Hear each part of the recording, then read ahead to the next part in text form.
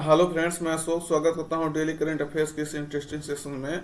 आज आप लोग को 19 अक्टूबर 2024 का करंट अफेयर्स बताया जाएगा, जिसमें महत्वपूर्ण दिवस और थीम, चर्चित व्यक्ति, अवार्ड, महत्वपूर्ण एक्सरसाइज, संस्था, बुक या लेखक, मैपिंग के माध्यम से पूरा करंट अफेयर्स डिस्कशन किया जाएगा और हर करंट अफेयर्स का आपका स्ट्रेटेजी के बताया जाएगा।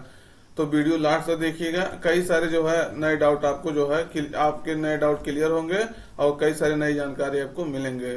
तो इसीलिए वीडियो लास्ट तक देखिएगा। निश्चित रूप से आपको जो है आपके एग्जाम के लिए जो है इसमें से कई सारे क्वेश्चन आपको डायरेक्ट मिलेंगे और इनडायरेक्ट तो आपको निश्चित रूप से क्वेश्चन मिलेगा ही। तो इसीलिए वीडियो लास्ट तक देखिएगा। शुरुआत करते हैं आज के क्वेश्चन के साथ। अंतरराष्ट्रीय सौर गठबंधन आईएसए इंटरनेशनल सोलर अलायंस का 7वीं सभा जो है कहाँ आयोजित की जाएगी। तो इम्पोर्टेंट हो जाता है 7वीं सभा कहाँ आयोजित किया जाएगा। तो विकल्प में नई दिल्ली, पेरिस, गुरुग्राम, दुबई। सही उत्तर आपका रहेगा नई दिल्ली में। भारत की राजधानी नई दिल्ली के भारत मंडपम में जो है ये नवंबर महीने में आयोजित किया जाएगा 3 से 6 नवंबर तक। तो इसका देख लीजिएगा पूरा डिटेल्स है। अंतरराष्ट्रीय सौर गठबंधन की 7वीं सभा नई दिल्ली में 3 से 6 नवंबर 2024 तक जो है आयोजित की जाएगी।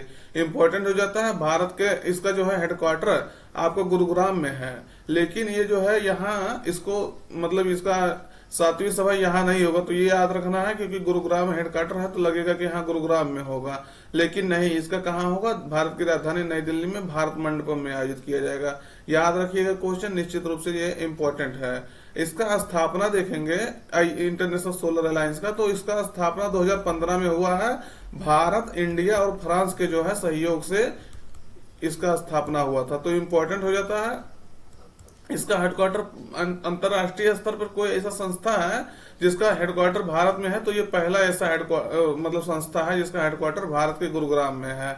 ये चीज याद रखिएगा, कई बार क्वेश्चन इसको पूछा गया है और पूछा जाएगा, क्योंकि जो है इंटरनेशनल लेवल की संस्था है और उसका हेडक्वार्टर भारत में है। असल में भारत और फ्रांस मिलके ही इस पूरे जो है मुहिम में सबसे आगे अगुवाई किए थे, तो इसीलिए जो है इसका हेडक्वार्टर भारत में है। तो इसके महानिदेशक कौन है इस समय? अजय माथुर है, इसके अजय कुमार माथुर है। इंपॉर्टेंट है, ये भी पूछा जा सकता है और 2015 में है, इसको याद रखिएगा। इंटरनेशनल सोलर अलायंस के जो सदस्यों की संख्या है 120 से अधिक हो गई है। देखिए, एक सदस्य होता है कि हाँ हम सदस्य इसके बन गए, एक होता है कि औपचारिक रूप से हम जो है इसके सदस्य बने हैं कि हाँ हम इसके पूर्ण रूप से सदस्य बन गए हैं। तो 99वां सदस्य वैसे देखेंगे तो स्पेन बना था और 100वां सदस्य जो है पराग्वे बना था। अभी हाल ही में जो है 101वां सदस्य नेपाल बन गया है। ये क्वेश्चन याद रखिएगा, अभी हाल ही में ये तीनों सदस्य बने हैं, तो 101वां सदस्य कौन बन गया है? नेपाल। ये चीज आप हमेशा याद रखिएगा। वैसे तो जो है नॉर्मली 120 से अधिक सदस्य हो गए हैं, लेकिन 101वां आपको ध्यान रखना है। आईएसए के अध्यक्ष जो होते हैं कौन है इस समय? तो प्रहलाद जोशी हैं, इंटरनेशनल सोलर अलायंस के अध्यक्ष है। जो केंद्रीय नवीन और नवीकरणीय ऊर्जा मंत्री होते हैं वो जो है इसके अध्यक्ष होते हैं। तो ये चीज याद रखिएगा, भारत और फ्रांस के सहयोग से ये बना है, ये भी याद रखिएगा। क्वेश्चन काफी इंपॉर्टेंट है, यहाँ से कम 3 क्वेश्चन जो है डायरेक्ट पूछा गया है और आगे आने वाले समय में ये पूछा जाता रहेगा। तो जो है इसको ध्यान रखिएगा, कहाँ होगा? नई दिल्ली में इसका जो है सभा होगा, 7वीं सभा। अगला क्वेश्चन देखिएगा, 21वें दिव्य कला मेले का आयोजन कहाँ किया जा रहा है? तो इम्पोर्टेंट हो जाता है विकल्प में जबलपुर, ग्वालियर, लखनऊ, जयपुर। तो सही उत्तर आपका है मध्य प्रदेश के जबलपुर में जो है इसका 21वें दिव्य कला मेला का आयोजन किया जा रहा है। ये चीज याद रखिएगा, इंपॉर्टेंट है, क्वेश्चन पूछा जा सकता है।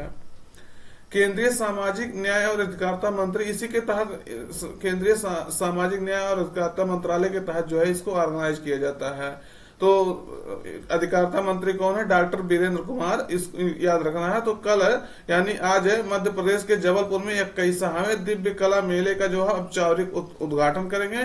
यह कार्यक्रम सामाजिक न्याय और अधिकारिता मंत्रालय के तहत या अंतर्गत दिव्यांग जन सशक्तिकरण विभाग द्वारा, इंपॉर्टेंट हो जाता है, ये जो मेला होता है दिव्य कला मेला, ये दिव्यांग जनों के सशक्तिकरण के लिए होता ही है। तो दिव्यांगजन सशक्तिकरण विभाग द्वारा राष्ट्रीय दिव्यांगजन वित्त एवं विकास निगम के माध्यम से 17 अक्टूबर से 27 अक्टूबर तक जो है 2024 तक आयोजित किया जा रहा है। इंपॉर्टेंट हो जाता है, ये आपसे बता ही दिया कि यह कार्यक्रम जो है देश भर के दिव्यांग कारीगरों की प्रतिभा, उद्यमशीलता और शिल्प कौशल का जो है एक भव्य उत्सव होगा। तो इसको इसलिए मनाया जाता है कि जितने दिव्य कलाकार हैं, दिव्यांग लोग हैं, अपने कारीगरी करते हैं, तो वो अपने उत्पादों को ला करके वहां जो है उत्पादक को अपने जो है सप्लाई कर सकते हैं और उनको एक बाजार मिल जाता है। तो इसलिए जो है ये इम्पोर्टेंट हो जाता है कि इनको ये बढ़ावा देने के लिए, उनकी कारीगरी को बढ़ावा देने के लिए, उनके कौशल को बढ़ावा देने के लिए ये जो है ये मेला लगता है, तो इम्पोर्टेंट हो जाता है। तो दिव्य कला मेला इसको देख लीजिएगा। 100 से अधिक दिव्यांग उद्यमियों के शिल्प कौशल और उत्पादों के लिए जो है सजा शानदार मेला, तो ये देख लीजिएगा 17 से 27 तक होगा, ये सब आपसे बता ही दिए। अगला क्वेश्चन है कि भारत के 51वें मुख्य न्यायाधीश जो है CGI chief justice of India जो है कौन बनेंगे? तो कौन बनेंगे? विकल्प में संजीव खन्ना, भूषण रामकृष्ण गवई, संजय किशन कौल, सूर्यकांत। तो कौन बनेगा? संजय खन्ना। कल आपसे ये इसको बता दिया गया था, संजय खन्ना इसके जो 51वें मुख्य न्यायाधीश बनेंगे। तो इम्पोर्टेंट हो जाता है किसका स्थान लेंगे? तो वर्तमान में जो अभी DY चंद्रचूड़ है इनका स्थान लेंगे, जिनका स्थान जो है 10 नवंबर को जो है रिक्त हो रहा है। तो काफी लगभग 2 साल से ऊपर से समय से ये जो CGI बने हैं। तो हालांकि संजीव खन्ना के बारे में जानेंगे। संजीव खन्ना कई सारे जो है केसों में अपना एक शानदार प्रदर्शन किए हैं। तो हालांकि उससे ज्यादा मैटर ये करता है कि कौन सबसे जो है सबसे वरिष्ठ नागरिक, सबसे वरिष्ठ न्यायाधीश होता है उनको जो है मुख्य न्यायाधीश बनाया जाता है। ये चीज याद रखिएगा। काम तो मान लीजिए छोटा वाला भी करेगा, लेकिन उनको जो है नहीं बनाया जाता। वरिष्ठता क्रम में आपको याद रखना, वरिष्ठता क्रम में जो है मुख्य न्यायाधीश बनाया जाता है। संजीव खन्ना जो है कई सारे केस में, जैसे जो है ये अरविंद केजरीवाल को बेल देने के केस में, उसके बाद जो है बिल्किस बानो का केस आप जानते हुए, गुजरात वाला जो रेप कांड था उसके केस में, कई सारे केस में जो है ये महत्वपूर्ण अपना फैसला सुना चुके हैं। तो इम्पोर्टेंट हो जाता है आपको ये याद रखा, जो सुप्रीम कोर्ट का सबसे वरिष्ठ न्यायाधीश होता है उसको जो है बनाया जाता है क्या? मुख्य न्यायाधीश। इसमें जो है कॉलेजियम प्रणाली से जो है मुख्य न्यायाधीश की नियुक्त किए जाते हैं। उसके बाद उसका रिकमेंड किया जाता है कि इनको जो है ये चीज नाम भेजा जाता है सरकार के पास, सरकार उसको पास करती है। तो ये चीज याद रखना है। इनके बारे में, CGI के बारे में, सुप्रीम कोर्ट के बारे में थोड़ा डिटेल देख लीजिएगा कि CGI मतलब chief justice of India DY Chandrachud जो है 10 नवंबर 2024 को रिटायर होंगे। तो 10 नवंबर को जो है अपना स्थान ग्रहण करेंगे। तो जस्टिस संजीव खन्ना जो है, संजीव खन्ना का कार्यकाल सिर्फ 6 महीने का होगा। ये 13 मई 2025 को जो है रिटायर हो जाएंगे। तो लगभग 10 को ये रिटायर हो रहा है, उसके बाद ये शपथ लेंगे, तो 13 मई को हो रहा है। तो लगभग 6 महीना इनका कार्यकाल चल रहा है। और क्यों 6 महीना चलेगा? क्योंकि जो है सुप्रीम कोर्ट के मुख्य न्यायाधीश का जो है ये कहा गया कि 65 वर्ष से अधिक उम्र नहीं हो सकता है। तो 65 वर्ष से नीचे होना चाहिए। तो मतलब 65 वर्ष से नीचे होना चाहिए। तो इनका कार्यकाल जो 65 वर्ष में पूरा हो जाता होगा। तो इसीलिए जो है 65 वर्ष पूरा हो जाएगा 6 महीने में। तो इसलिए उससे ज्यादा नहीं हो पाएंगे। आपको ये याद रखना है कि सुप्रीम कोर्ट के न्यायाधीश के बनने के लिए कोई न्यूनतम एज नहीं है कि कितना मिनिमम जो है एज होना चाहिए। मैक्सिमम है कि 65 वर्ष से अधिक नहीं होना चाहिए, लेकिन ये मिनिमम जो है एज का कोई लिमिट नहीं है। ये चीज याद रखिएगा। तो 13 मई को ये रिटायर होंगे। और इसके बारे में सुप्रीम कोर्ट के बारे में जानिए। सुप्रीम कोर्ट के बारे में क्या, इनके बारे में कैसे इनको नियुक्ति होती है। तो अनुच्छेद 124 में जो है, अनुच्छेद 124 के तहत जो है भारत के राष्ट्रपति सुप्रीम कोर्ट के मुख्य न्यायाधीश की नियुक्ति करते हैं। ये चीज आपको याद रखना है, भारत के राष्ट्रपति करते हैं अनुच्छेद 124 के तहत। तो इसको जो हम नियुक्ति मिलती है। और सुप्रीम कोर्ट में जो है वर्तमान में कुल कितने जज हैं? तो 34 जज की सीट है। और वर्तमान में ये कहेंगे 34 की 34 सीट पूरा फुल है। एक जो है मुख्य न्यायाधीश होता है चीफ जस्टिस ऑफ इंडिया, और 33 जो है अन्य जजेज होते हैं। ये चीज याद रखिएगा। कब इसका जो है 31 से 33 बढ़ाया गया था ये आपको बताना है। 31 अभी 2 साल पहले 31 था, इसको जो है 33 + 1 34 कर दिया गया है। तो कब किसका किया है एग्जैक्ट सन आपको बताना है। सुप्रीम कोर्ट के बारे में जानिएगा। आपको हम ये बता ही दिए 65 वर्ष वाला। सुप्रीम कोर्ट के बारे में जानिए। सुप्रीम कोर्ट का जो वर्णन है भाग 5 में किया गया है, संविधान के भाग 5 में किया गया। अनुच्छेद जो है अनुच्छेद 124 से 147 तक, सॉरी 147 तक। तो इसके बारे में सुप्रीम कोर्ट के बारे में चर्चा किया गया है।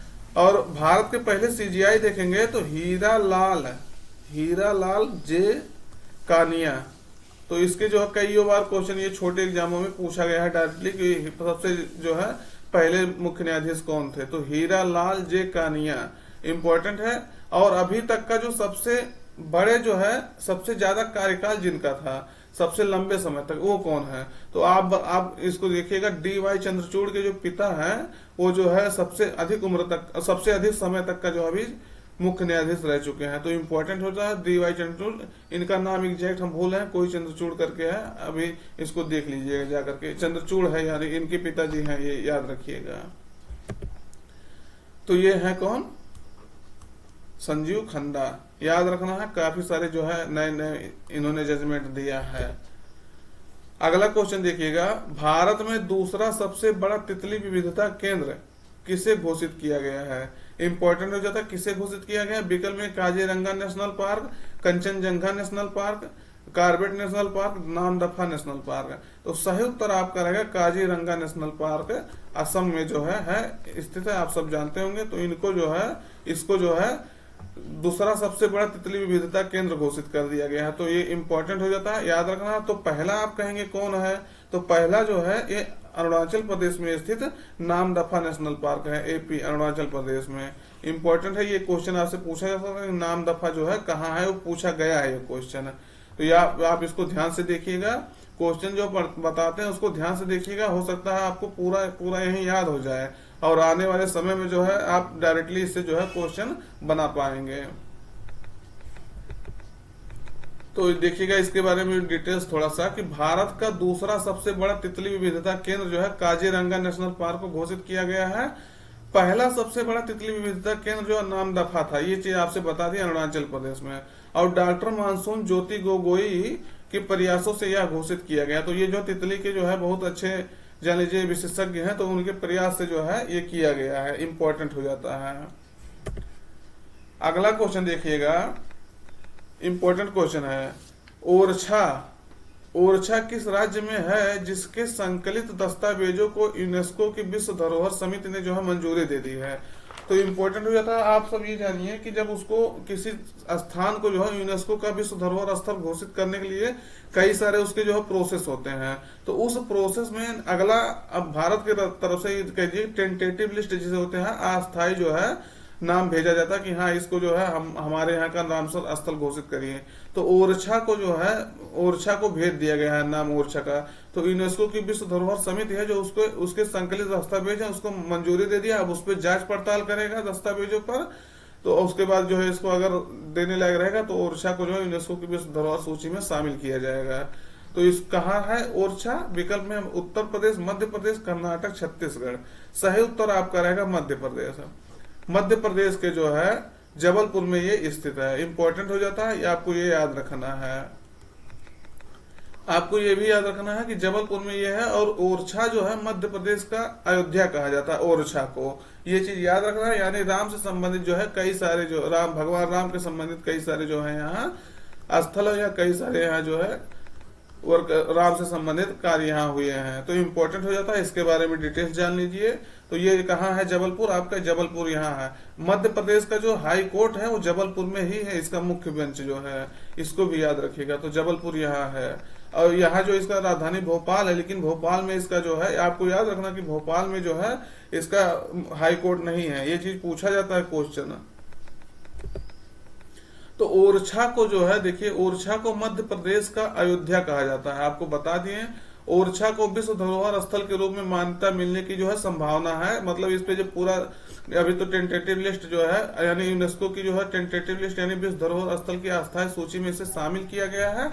अगर ये इसके सारे जो है कंडीशन, टर्म और कंडीशन पूरा कर देगा तो ओरछा को जो है अगला जो है रामसर विश्व धरोहर स्थल जो है घोषित कर दिया जाएगा। याद रखना है, क्वेश्चन इंपॉर्टेंट है, कई बार ऐसे क्वेश्चन पूछे जाते हैं। और भारत का जो है 46वां विश्व यूनेस्को का विश्व धरोहर समिति का अभी 46वां सम्मेलन भारत में हुआ था। तो इसको याद रखना, भारत की अगुवाई में पहली बार हुआ था। अभी एक दो महीना पहले आपको पूरा इसका डिटेल्स बताए थे, जुलाई में हुआ था ये, जुलाई में। तो इम्पोर्टेंट हो जाता है। और उसमें आपको ये याद रखना है कि भारत का जो 42 रामसर स्थल थे, लेकिन इसी 46वें सत्र में एक नए स्थल को मोइदम मैदान जो असम का है, मोइदम मैदान, तो उसको जो है इसमें शामिल किया गया था। मोइदम मैदान जो है किसके बारे में संबंधित है, इसको आप कमेंट करके बताइए, क्योंकि कई बार ये क्वेश्चन आपसे बताया गया है। वो जो मृतकों का टीला जान लीजिए, उसको वो वहां जो है दफन किया जाता था राजा महाराजाओं का, तो उसके बारे में आप जाके डिटेल्स देख लीजिएगा, क्योंकि क्वेश्चन जो है इंपॉर्टेंट है, पूछा जा सकता है। तो ये अपने यहाँ जो है 43वां जो है सबसे 43 सबसे ज्यादा, ये ना कहिए कि छठवां सबसे ज्यादा जो है, छठवां सबसे ज्यादा जो है विश्व धरोहर स्थल हो गया है। इंपॉर्टेंट हो जाता है, यूनेस्को का सबसे ज्यादा स्थल कहाँ है, सबसे ज्यादा स्थल जो है इटली में है। 59 स्थान के साथ इटली जो है प्रथम स्थान पे है, इटली। और वहीं दूसरे स्थान पे आप देखेंगे सेकंड प्लेस पे तो चीन है। चीन कितने स्थान के साथ है, तो 57 स्थान के साथ चीन जो है सेकंड स्थान पे है, और 59 के साथ में जो है इटली जो है प्रथम स्थान पे, और भारत जो है 43 स्थान के साथ छठवें स्थान पे है। तो क्वेश्चन इंपॉर्टेंट है, पूछा जा सकता है, और काफी बार ऐसे टाइप क्वेश्चन जो है पूछा गया है, तो याद रखिएगा। और अभी भारत में जो है 46वां सत्र भारत के निगरानी में हुआ था, भारत के जो है अध्यक्षता में हुआ था भारत मंडपम में, तो इसके कारण से और ये इम्पोर्टेंट हो जाता है। अगला क्वेश्चन देखिएगा, भारत की पहली स्वदेशी बुलेट ट्रेन निर्माण के लिए जो है किस कंपनी ने अनुबंध जीत लिया, यानी ओन द कॉन्ट्रैक्ट जो है किस कंपनी ने जीता है। तो विकल्प में Bharat earth movers limited, Larsen and ट्रूबो, Hindustan construction company limited, Hindustan aeronautical limited. तो कौन जीता है, तो सही उत्तर आपका है Bharat earth motors movers limited जो है इंपॉर्टेंट होता है। भारत अर्थ मूवर्स लिमिटेड जो है ये BEMEL मूवर्स लिमिटेड BEMEL, तो इन्होंने ये जीता है, इंपॉर्टेंट हो जाता है, याद रखिएगा। इस क्वेश्चन जो है यहाँ से डायरेक्टली आपसे पूछा जा सकता है। तो इसके बारे में डिटेल देखिएगा कि भारत अर्थ मूवर्स लिमिटेड है, इसकी लागत जो है 867 करोड़ रुपया है। जो चलेगा कहाँ से, मुंबई से अहमदाबाद तक का जो है इसको चलाया जाएगा। तो अधिकतम स्पीड इसकी 250 से 200 जो है 280 किलोमीटर प्रति घंटा तक का है। इसको जो है 2026 तक चलाने के लिए ये कहा जा रहा है कि 2026 तक जो है हम चला देंगे। तो स्वदेशी रूप से निर्मित जो है बुलेट ट्रेन निर्माण के लिए कंपनी कॉन्ट्रैक्ट पाई है, तो याद रखना है। अगला क्वेश्चन देखिएगा कि भारत के किस बैंक ने सिंगापुर में अपनी पहली शाखा खोली है। तो विकल्प में ICICI bank, HDFC bank, yes bank, SBI। सही उत्तर आपका रहेगा HDFC। इंपॉर्टेंट हो जाता है, HDFC बैंक ने जो सिंगापुर में अपनी पहली शाखा खोली है। तो सिंगापुर में खोली है पहली शाखा। इससे पहले HDFC बैंक जो विदेश में अपना हांगकांग हो गया, बहरीन हो गया, दुबई हो गया, इस सब स्थानों पे खोल चुकी है, लेकिन सिंगापुर में पहली बार खोला है। HDFC की स्थापना देखेंगे तो 1994 में हुआ था। ये हाउसिंग जो है डेवलपमेंट फंड प्रोवाइड करता है, आपको याद रखना है, और हेडक्वार्टर इसका मुंबई में है। सिंगापुर ये देखिएगा, सिंगापुर इंपॉर्टेंट होता है। सिंगापुर मलेशिया से जो है स्वतंत्र हुआ था, ये चीज आपको याद रखना है। सिंगापुर को ऐसा कहा जाता है, सिंगापुर को जो है हर देश जो है सिंगापुर को आजादी करने के लिए संघर्ष करते थे कि हम मतलब किसी भी देश को आजाद करने के लिए, लेकिन सिंगापुर को ये कहा जाता है, सिंगापुर को ये मलेशिया जो है अपने आप से आजाद कर दिया जाता, क्योंकि इतना ज्यादा यहाँ भुखमरी, गरीबी और सब चीजें समस्याएं थी, पानी की समस्या, और तो मलेशिया कहा कि तुमको हम लेंगे हैं, मतलब इसको जो है छोड़ दिया था। तो इसीलिए जो है इम्पोर्टेंट है। आप देखिएगा विश्व की बहुत सबसे बड़ी अर्थव्यवस्थाओं में से जो है एक स्थान सिंगापुर रखता है। तो सिंगापुर सिटी इसकी राजधानी है। इसको लोकेशन में देखिएगा, बहुत छोटा देश है, लेकिन जो है काफी अच्छे यहाँ विकास किया गया है। ये एक क्वेश्चन यहाँ से आपसे पूछा जाता है कि सिंगापुर और मलेशिया के बीच में, सिंगापुर और मलेशिया के बीच में जो है कौन सी जल संधि है। तो आपको एकदम याद रखना कि जौहर जल संधि जो है, स्टेट ऑफ जौहर है, यही है सिंगापुर और मलेशिया के बीच में। क्वेश्चन एक बार नहीं कई बार क्वेश्चन पूछा जा चुका है। तो जौहर जल संधि ये पूरा जो है जौहर जल संधि के तहत आता है। अगला क्वेश्चन है कि रक्षा मंत्री राजनाथ सिंह ने दूसरे नौसेना रडार स्टेशन की आधारशिला कहाँ रखी है। तो कहाँ रखी है, विकल्प में है तेलंगाना, आंध्र प्रदेश, महाराष्ट्र, केरल। सही उत्तर आपका रहेगा तेलंगाना।